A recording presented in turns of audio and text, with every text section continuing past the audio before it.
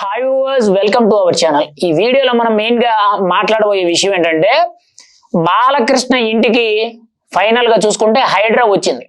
ఏంటి ఎలాగా అని మనం క్లియర్ కట్ గా మాట్లాడుకుంటే హైదరాబాద్ లోని జూబ్లీ హిల్స్ చెక్ పోస్ట్ దగ్గర బాలకృష్ణ ఇల్లు అవుతుంది. ఆ పక్కనే కూడా మాజీ మంత్రి కాంగ్రెస్ మాజీ మంత్రి అయిన జానారెడ్డి ఇల్లు కూడా ఉంది. అయితే ఇక్కడ కీలకంగా చూసుకుంటే ఇప్పటి వరకు కూడా హైదరాబాద్ లో కాంగ్రెస్ ప్రభుత్వం వచ్చినప్పటి నుంచి కూడా హైడ్రా అనేది ఒక రకమైన ప్రపంచం సృష్టిస్తుంది. అసలు దాని వల్ల బాధపడిన వ్యక్తి అంటూ లేడు అనేటట్టు చాలా మంది కూడా బాధపడుతున్నారు. మామూలుగా ఉండే ప్రజలు కానీ, గవర్నమెంట్ ఎంప్లాయీసే కానీ, రిటైర్డ్ ఎంప్లాయీసే కానీ, లేదంటే రాజకీయ నాయకులే కానీ, వ్యాపారస్తులే కానీ, ఇలా పలు రకాలుగా కోట్లు సంపాదించుకున్న వ్యక్తి కానీ కరువులో ఉన్న వ్యక్తి వరకు కూడా ప్రతి ఒక్కరు కూడా హైడ్రా అంటే భయపడుతున్నారు.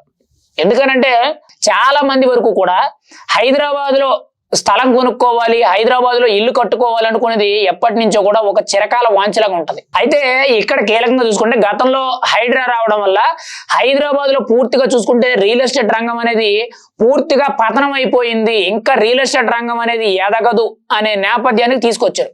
కానీ దీనివల్ల కొంతవరకు కూడా అడ్వాంటేజ్ అనేది ఉంది. ఎప్పుడైతే మనకి ఈ డిజాస్టర్స్ వస్తాయో, లేదంటే వరదలు, లేదంటే తుఫాన్లు, ఎప్పుడైతే ఇవన్నీ కూడా మునిగిపోతాయో, ఇలా కొన్ని సందర్భాలు వచ్చినప్పుడు ఖచ్చితంగా ఈ హైడ్రా వల్ల మాత్రం కొన్ని ప్రయోజనాలు అవుతున్నాయి. కానీ ఇక్కడ చాలా మంది కూడా రోడ్డున పడుతున్నారు. కానీ ఇక్కడ కీలకంగా చూసుకుంటే గతంలో నాగార్జునకి సంబంధించి ఎన్ కన్వెన్షన్ అనేది కూల్చేశారు. ఇప్పుడు బాలకృష్ణ ఇంటికి అయితే చూసుకుంటే జూబ్లీ హిల్స్ చెక్ పోస్ట్ దగ్గర ఉన్న బాలకృష్ణ ఇంటికి దాదాపుగా 6 అడుగుల వరకు కూడా రోడ్డు విస్తరణలో భాగంగా హైడ్రా అనేది కూల్చివేయడానికి రెడీ అవుతుంది. ఆల్రెడీ దానికి సంబంధించి నోటీసులు కూడా ఇచ్చినట్టు కొంత సమాచారం అయితే తెలుస్తుంది. ఇక్కడ రేవంత్ రెడ్డి ప్రభుత్వం కీలకంగా చూసుకుంటే ప్రతి ఒక్కటి కూడా కెలుక్కుంటూ పోతుందని మనం అయితే చెప్పుకోవచ్చు. ఇక్కడ మరి బాలకృష్ణ ఇల్లు ఉండే రోడ్ లో పెద్దగా ట్రాఫిక్ ఉంటుందని చెప్పి నేనైతే అనుకోను, చాలా తక్కువ ఉండొచ్చు. ఇక్కడ కీలకంగా చూసుకుంటే కేబిఆర్ పార్క్ చుట్టూ కూడా ఆల్మోస్ట్ ట్రాఫిక్ అనేది చాలా ఎక్కువ ఉంటుంది. కానీ బాలకృష్ణ ఇల్లు అనేది కొంచెం లోనకు ఉంది కాబట్టి అక్కడ కీలకంగా చూసుకుంటే 6 అడుగుల వరకు కూడా బాలకృష్ణ ఇల్లుని కూల్చేయడానికి అయితే హైడ్రా అధికారులే కానీ, హైడ్రా కమిషనర్ రంగనాథే కానీ ఆల్రెడీ నోటీసులు ఇచ్చినట్టు కొంత సమాచారం అయితే తెలుస్తుంది. మరి రేపు కానీ ఎల్లుండి కానీ ఏ టైంలో కూల్చుతారనేది ప్రస్తుతానికి అయితే ఇంకా తెలీదు. ఇక్కడ ఆల్రెడీ మాజీ మంత్రి జానారెడ్డి ఎవరైతే ఉన్నారో ఆయన కూడా పెద్ద ఎత్తున సీరియస్ అవడం జరుగుతుంది. 6 అడుగులు కాదు కదా, ఆ రంగులలో కూడా ఎక్కడ కూడా నా ఇంటిని పగలగొట్టనివ్వనని చెప్పి శపథాలు చేయడం జరిగింది. మరి ప్రస్తుతానికి చూసుకుంటే బాలకృష్ణ ఎటువంటి స్పందన అనేది పెద్దగా రాలేదు అనేటట్టు కొంత సమాచారం అయితే తెలుస్తుంది. కానీ ఈయన హిందూపురం ఎమ్మెల్యేగా ఉన్నారు, పైగా సినిమా ఇండస్ట్రీలో ఒక అగ్ర హీరో కింద ఉన్నారు. మరి ఈ ఇల్లును కూడా కూల్చేయడం అని అంటే చిన్న విషయం కాదు. గతంలో చాలా మంది ఇల్లులు కూడా కూల్చేశారు. అందులో సినీ ప్రముఖులు ఉన్నారు, మెయిన్ గా రాజకీయ నాయకులు ఉన్నారు, లేదనంటే వ్యాపారస్తులు ఉన్నారు, స్థానికులు ఉన్నారు, అలా ప్రతి ఒక్కరు ఉన్నారు. మరి ఇప్పుడు బాలకృష్ణ ఇంటిని ఖచ్చితంగా రేవంత్ రెడ్డి కూలుస్తాడా లేదో చూడాలి. ఎందుకనంటే రేవంత్ రెడ్డి రాజకీయ ప్రస్థానం మొదలైంది, అసలు రాజకీయంలో తనకంటూ ఒక గుర్తింపు తెచ్చిందని అంటే తెలుగుదేశం పార్టీ. మరి అలాంటి తెలుగుదేశం పార్టీలో కీలకమైన నేత చంద్రబాబు నాయుడికి బామ్మర్ది, సీనియర్ ఎన్టీఆర్ కి స్వయాన కొడుకు.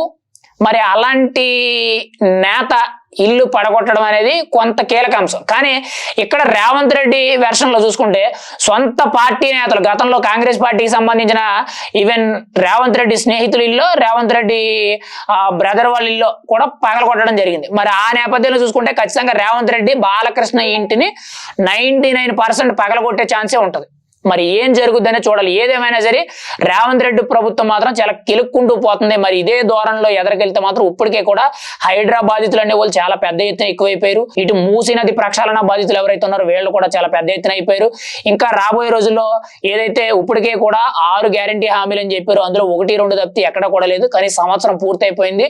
కానీ పరిపాలనలో కూడా పెద్ద ఇంపార్టెన్స్ ఇస్తున్నట్టు, పెద్ద గ్రోత్ కనిపిస్తున్నాడు మనకైతే పెద్దగా ఏమి కనిపించట్లేదు. పైగా ఇక్కడ చూసుకుంటూ ఇప్పుడు సినీ ఇండస్ట్రీలో మెయిన్ గా అల్లు అర్జున్ మీద కూడా ఏదైతే ఈ జైల్లో పెట్టించడాలు అరెస్ట్ ఏదైతే ఉందో ఇది కూడా కొంత వ్యతిరేకత తీసుకొస్తుంది. మరి రాబోయే రోజుల్లో రేవంత్ రెడ్డి మరి ఇన్ని ప్రెజర్స్ ని కానీ ఇన్ని ఇబ్బందులు ఎదుర్కొని ఏ విధంగా పైకి వస్తాడు, 2028 ఎన్నికల్లో మళ్ళీ అధికారంలోకి ఏ విధంగా వస్తారని చూడాలి.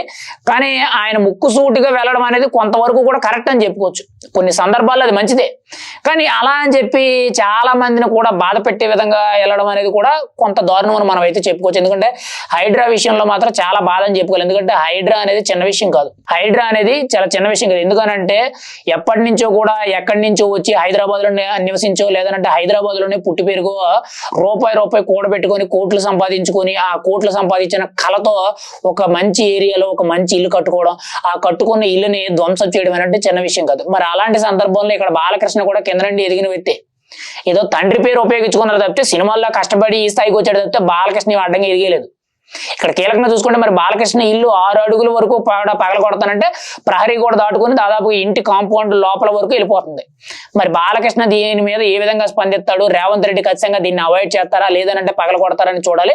కానీ హైడ్రా కమిషన్ మాత్రం ఇక్కడ కీలకంగా చూసుకుంటే ఎవరు వచ్చినా వదిలేదే లేదు, ఎవరినైనా పగల కొడతామని చెప్తున్నారు. మరి రేవంత్ రెడ్డి కూడా ఆల్మోస్ట్ అలాగే చెప్తున్నారు. మరి బాలయ్యకి విముక్తి దొరుకుతుందా లేదా, బాలయ్య ఇంటి మీదకి బుల్డోజర్లు వస్తున్నాయి, ఎప్పుడు పగల కొడతారనేది మనం అయితే ఎదురు చూడాలి.